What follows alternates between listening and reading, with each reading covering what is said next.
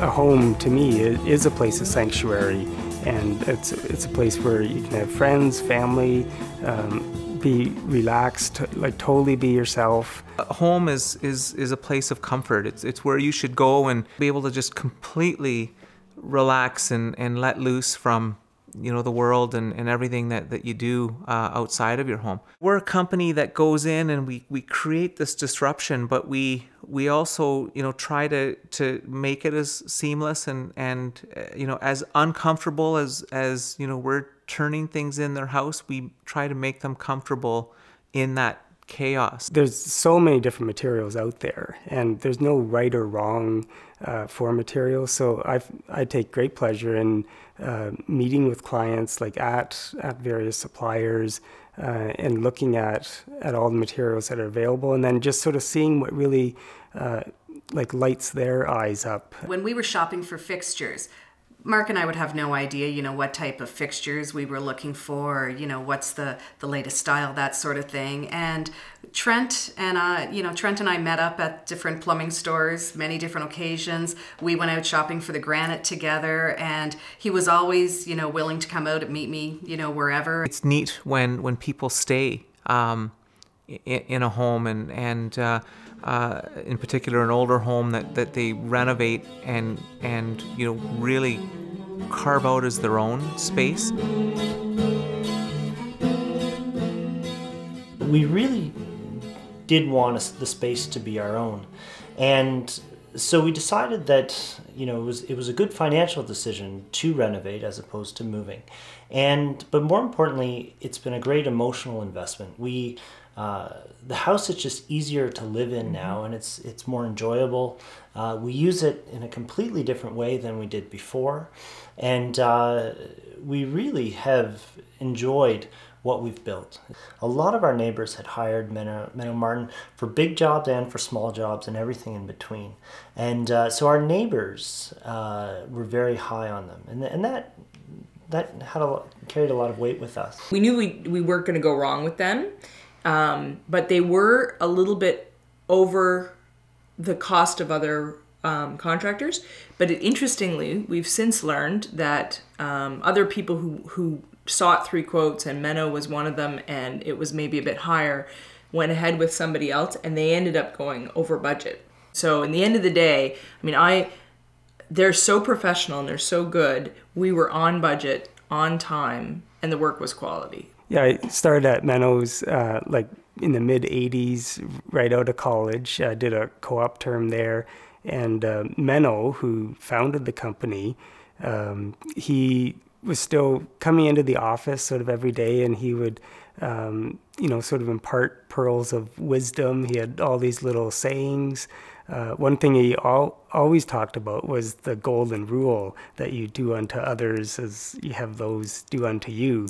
And that was sort of a key element for him, and it's just filtered right through the whole company, like in everything that we do. He'd have carried a little hammer in the back of his pocket all his life, and he was always fixing things, and he talked about having this Model something Ford, Model A, and tying planks to the side of on the passenger side, and having the trunk open, and sawhorses in the toolbox in there, and going out and fixing stuff. It's not very often that a renovation company, a residential renovation company, gets into the 3rd generation and lasts for almost 70 years. We wanted somebody that had a good reputation. We wanted somebody who had been around for a number of years. We didn't want to have the sort of part-time renovator that knew a few guys who could look after this aspect, knew some guys to look after this. We wanted a renovator that would look after the entire project, beginning, middle, and end.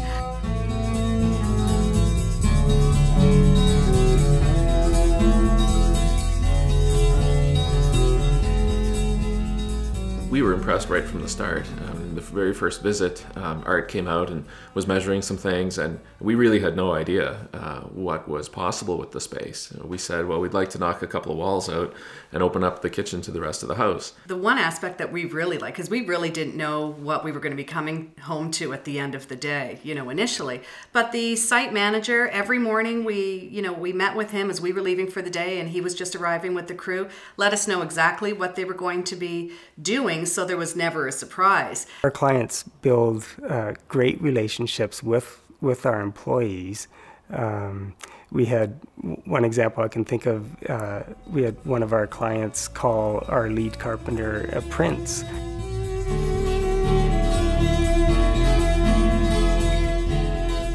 I loved the camaraderie, I must admit. I enjoyed being out here working with the guys. There wasn't too many women who actually worked on the project. It was mostly guys that came, different trades. And a lot of the guys, like the plumbers, electricians, they were here so frequently I got to know them. So I'd have coffee breaks with them, we'd sit and talk, we'd joke and laugh. So when the project was done, it felt very strange because I realized I wouldn't be seeing them again, and they kind of became friends through the project. They had a process, and process was really important to us because it gave us the confidence that, well, if they have this process up front, then certainly it would seem to us that they're going to be able to have a process going through it. Mm-hmm. We were looking for someone who was organized, someone who would stay to the budget, someone who would kind of keep us on track, knowing where we were going, being willing to talk to us on a regular basis, being flexible. Everything was lined up, and we never really felt that we were out of control. Other companies may use what's more of a horizontal system where, they'll meet different people along the way. Our company uses more of a vertical system. So once you've had a project manager, designer, estimator assigned to your project, that will be the person, whether it's myself or Trent, who will work through the whole project with you. So when we come out to see you, one of the things you'll see on our website and we always talk about is wishes, wants, and needs. And so we ask you to sort of compile a list. What are the things you absolutely must have? What are the things you'd like to have? And in the perfect world, what would you really like to see in your project? And we always encourage you to put all of those into a list without budget in mind, because quite often we can find some of those perfect world things and fit them into your project and still stay within your budget. I was headed in a completely different direction when Trent threw the wrench in for me to come and work with him.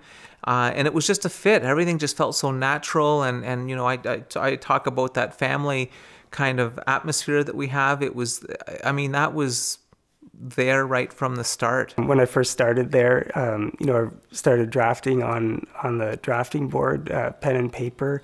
And I did think to myself that, I just love doing this. And, this is what I was meant to do.